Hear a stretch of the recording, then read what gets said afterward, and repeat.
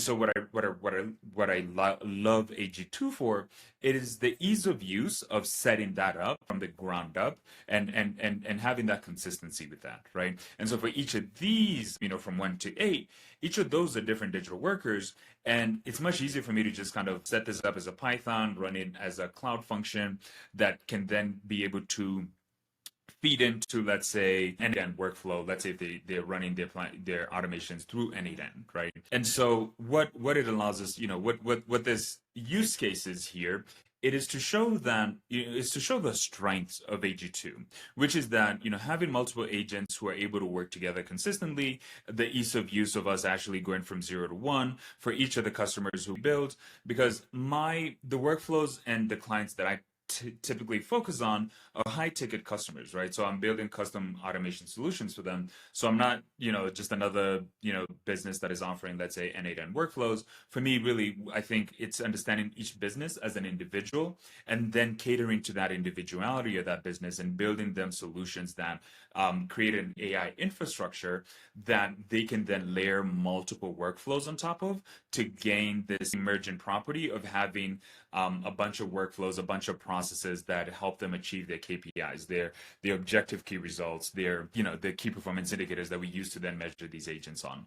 And that I found that to be really powerful and a really good use case for us to be able to apply this. Now, for the marketing people who might be on the call, because the audience I was really targeting with this talk was both people who know about AutoGen or AG2. They know about it, but they don't have the technical capabilities to implement this. And so kind of showing them how we go about it and how we go about almost starting, from scratch each time that we talk to business owners and building them something new, right? So it's typically, we gather that, if I'm meeting with a customer and we're talking about, hey, I need content creation automation, right? So what I typically do is gather, collect their brand guides, then I provide that, and I've kind of almost, turned this into a copy and paste kind of project thing, where we have a strategy agent who then more or less kind of understands the content themes either that they have or either that they want to have. Create a content calendar, that will come in here at the content agent creation and the research agent, and so the whole cycle here is really gathering information, understanding the information about that company, what their social media presence is, researching more strategies that we can do with that. Then we create content calendars, create the content. There's an agent who works on creating, let's say, if it's images. One of the things I'm really excited to start playing around with is Google's Veo 2. If you haven't used Google's Veo, check it out. It's really good at creating videos. It's somewhat expensive, but it's that content creation aspect. Once we have a content calendar, is this an image?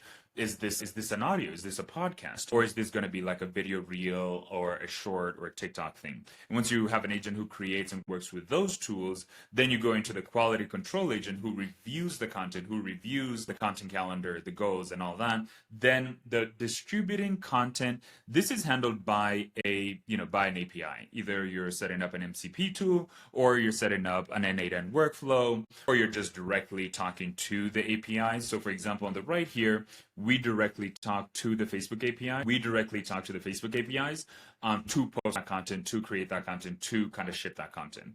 And so I think you kind of saw me add one of these workflows. Was it what? Yeah. Anyways, let me just keep going. The reason also this talk is structured like this, it's not a slideshow, is because I can talk a lot, and I wanted to have the script in front of me with diagrams to help keep you focused.